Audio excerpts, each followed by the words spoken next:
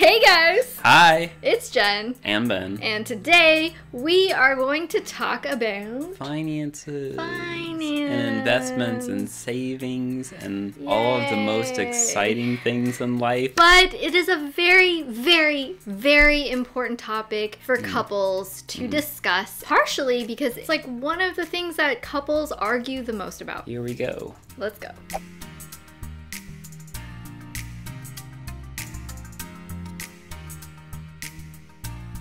Budgeting. We're not professionals, so take everything with a grain of salt. Yes. But I would say when you look at your monthly income, have two categories. Have your necessities, your needs, your permanent things that are not going to change, and then have your flexible money outside of that. Permanent things include rent, bills, utilities, groceries. I guess you need those to live. Some people need to eat. Yeah. Things that are you have an idea of what they're going to be month to month, including savings. One thing my dad always talked to me about is try to save 10%, and then if you can, try to save 20%. If you think of those potential things that come up, like accidents, as necessary spending, it makes it a lot easier to logically look at the savings that you're putting toward your needs every month truly as a need. It is money that will help you in some way or the other. Because something will always come up. Yeah.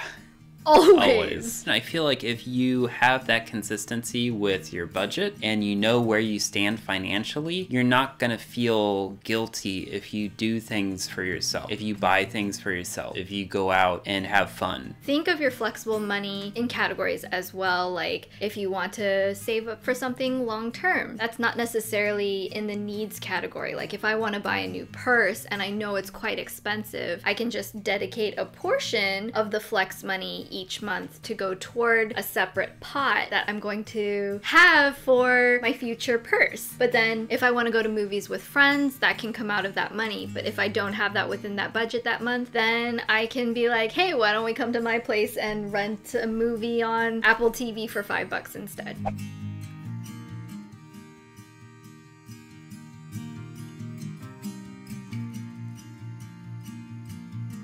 I think it's really important to talk about how you manage your checking. So that's like your own spending everyday kind of money. How you handle savings. So that's also like, do you have a savings account? What are your long-term saving goals and plans, if any? Is that something you've thought about? Because some people, they are really careful about how much they spend on each thing. But then there are other people where if they have the money in their bank account, they say, oh, I have the money. So if I want to buy a brand new bike that's thousands of dollars, then that's my money. That was me in college.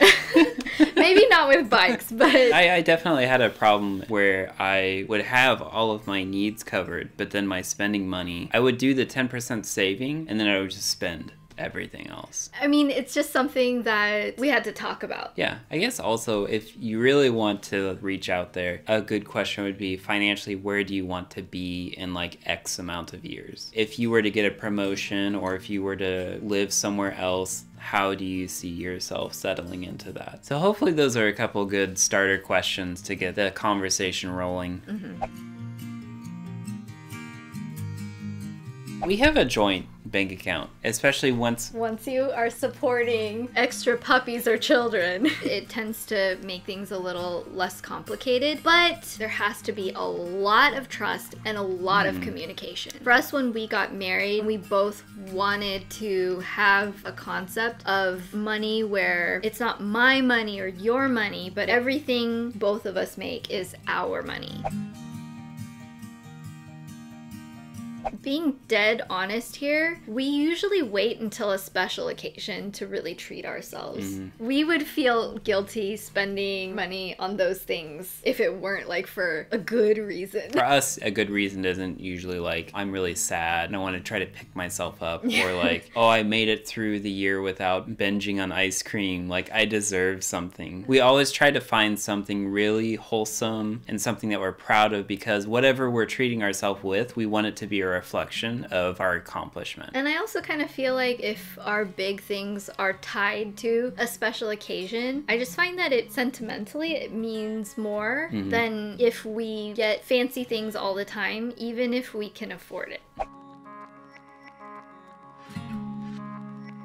So the easiest way to start building credit, like I'm talking in the very beginning, if no credit exists whatsoever, is to have a low interest credit card that you pay off in full every single month. Not necessarily have a super high limit, but just something where you can definitely responsibly spend a little bit on it every month, pay it off completely every month. And then over time, over building that rapport, you will start to gain a positive credit score. Which, if you have no credit, it might be difficult to get a low percentage on your first card. So one thing that you might need to do is like get a credit card through a store like Best Buy or Target, something that you go to regularly enough that you can have your bills be paid consistently to like help the credit out. Or if your parents could co-sign, but I know that that's like not every parent will do that. If they will, that's amazing. If they don't feel bad about it. And I think also if you go to a credit union and have like an account there, it's also easier for them to establish credit for you. That's what I did for my first credit card. The thing to keep in mind is whatever you're spending on credit, make sure you have more than that amount covered in your actual bank account of liquid cash you have available right now. And don't spend past that, because that can be a very tricky, slippery slope. Outside of that, as you get older, you start to have more bills in your name, and that will also naturally build credit as long as you're paying those bills on time. Which I would say my biggest tip is you can't necessarily rely on a paper bill to come to your mail. You have to know when bills are due and make sure that they're paid, which is a lot easier now that you can do bill paying online.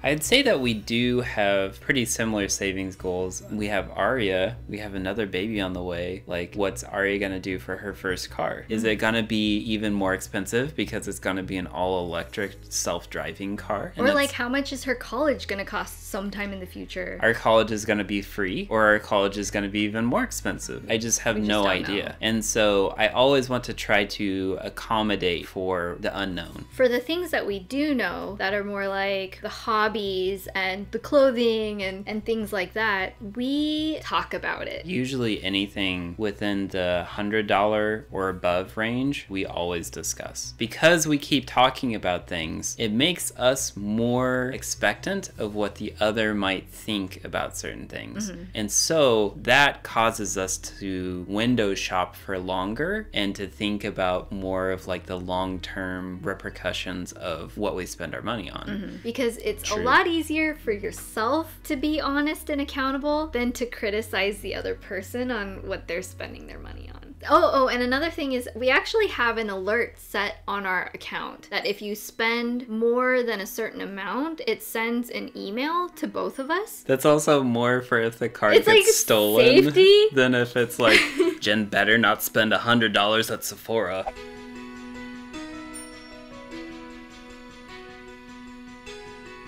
What we spend our money on, how much we spend, is pretty different. It's not like Ben's going around buying all designer shoes all the time. Not yet.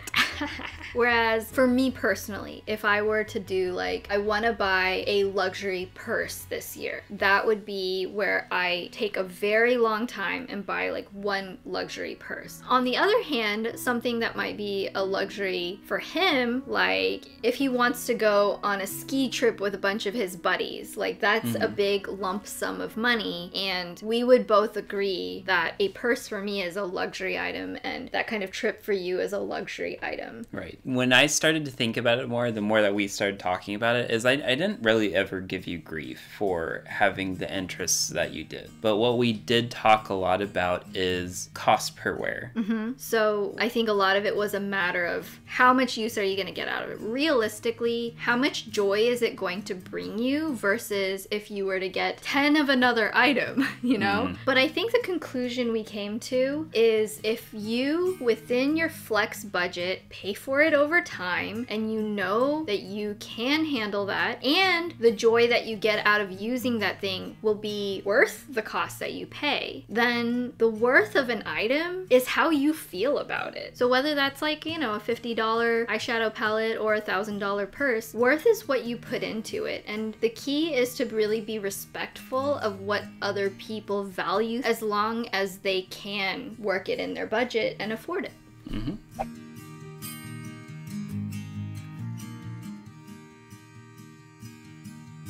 It makes it easier when you have the conversation more often. When you treat things like it's a secret, or when you try to hide spending habits, or when you try to avoid talking about it, it makes it a lot harder to confront that when you need to, or when it becomes a problem. Yeah, if there's like an emotional issue going on, or you're sad, or you're trying to, you know, fill some hole in your heart with retail therapy.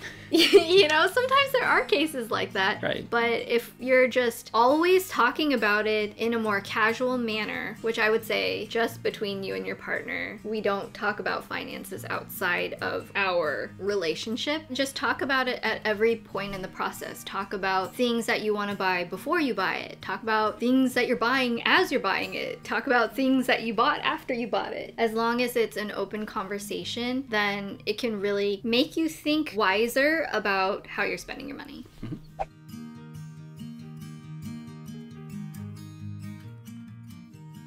The house we're currently in is our purchased house, but it is also the first house that we've ever bought. And before this, we always rented. I will say, you have to consider the area that you're living in. When we were living in Kansas, we decided to rent at a much lower cost than purchasing a home right off the bat, so that we could save up for a down payment to buy a house. One of the big things to remember is that when you're saving for a house, you want to save initially for your down payment, but then you also remember that there are subsequent mortgage payments that are going to follow that, and taxes for 15, 30 years. So you need to 15 at the low end. Most people most people have a 30-year if you're mortgage. paying off your house in 15 years, you probably don't need to worry about budgeting that much. Just remember that it's a long-term commitment, and even getting out of a house is a long-term commitment, like selling and refinancing, all that kind of stuff. Plus, if you own a house, if anything breaks, y'all, you gotta fix that. Like, it just happens. We've had to like replace our garage. We got a new garage door opener. We've had to replace the roof. So instead of being scared every time that comes up, you need to budget and expect things to go wrong ahead of time. What's nice about renting though is if you want to live at a nicer place, you could take some of your flexible money and put that towards your permanent month-to-month payments. Because if that is something that brings you joy, if that is your like luxury item, it's certainly fine. But also, if you're wanting to save more, understand that you're gonna need to cut back, because that is, for most people, their most expensive expense each month. To month. Yeah.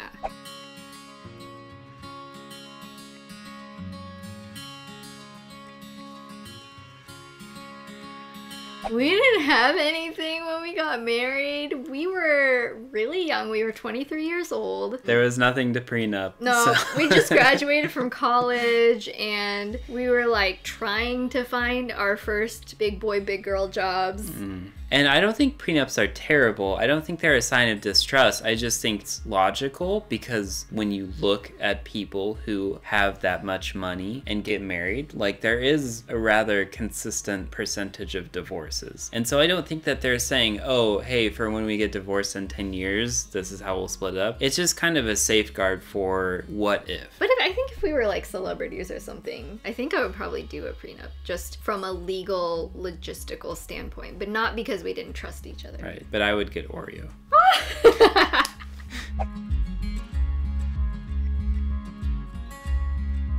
Well, we don't do Bitcoin. No. We don't do Litecoin. Or we Dogecoin. don't do any of the coins.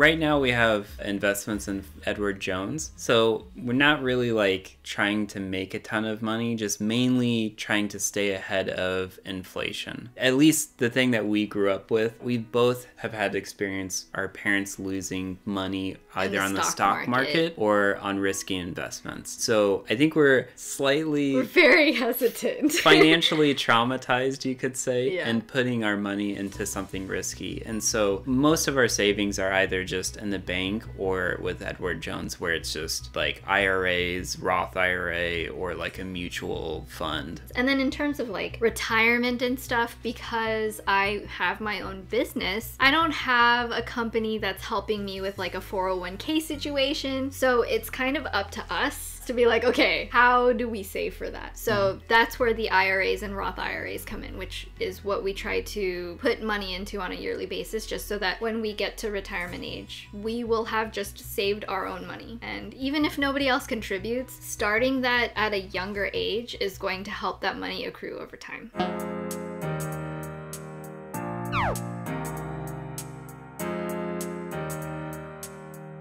I would definitely say Ben. Ben has taken classes in like accounting. He has a pretty high level of study and understanding when it comes to managing money. It stresses me out sometimes. Yeah. Well, it stresses you out too sometimes, but yeah, Ben is he's the finance guy. You don't! You don't. So many things you find out once you're a parent, but like that's just part of the roller coaster. I thought we were ready for Aria. They told me the price of the C-section that you might have to have, and my jaw dropped.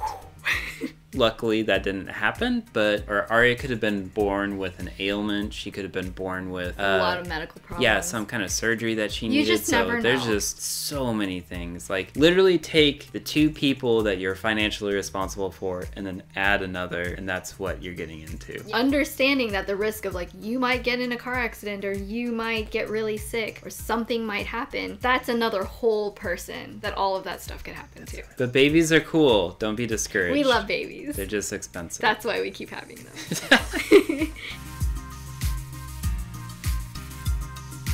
Diapers and clothes. I would say just the realization of the cost over time. More of a boring answer. I would say at best once every couple of months. Right. We're not super like... What was That's that? money.